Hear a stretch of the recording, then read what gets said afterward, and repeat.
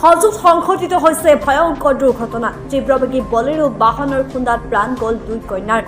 হাজোৰ শনিয়াদিত ভয়ংকৰ পথ দুৰ্ঘটনা সংঘটিত হৈছে। এই দুৰ্ঘটনাটোত নিহত হৈছে 7ম শ্ৰেণীৰ ছাত্ৰী নাজমিন আখতাৰ আৰু আবদিন নেহাৰ। তীব্ৰবেগী বলেৰো বাহনে মহতিয়াই নিলে 3গৰাকীকৈ ছাত্ৰী।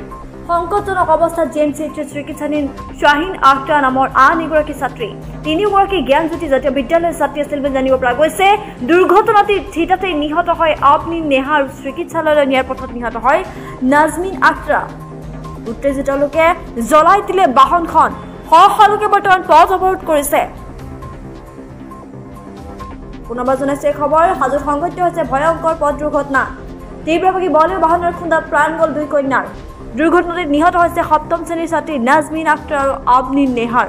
তীব্ৰবেগী বলেৰো বাহনে মহতিয়াই নিলে 3গৰাকীকৈ ছাত্ৰীক। সংকটজনক অৱস্থাত জিএমচিএইচত চিকিৎসাধীন শ্বাহিন আখতাৰ নামৰ আন এগৰাকী ছাত্ৰী। 3গৰাকী জ্ঞানজ্যোতি জাতীয় বিদ্যালয়ৰ ছাত্ৰী আছিল।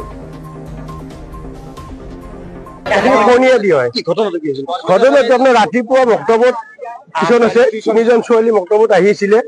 আহি থাকোঁতে গাড়ীখনৰ হয়তো মদ খাই আছিল। 3টা মদৰ বটল পাইছো আৰু মানে চানা চানা কিবা কানি পাইছো।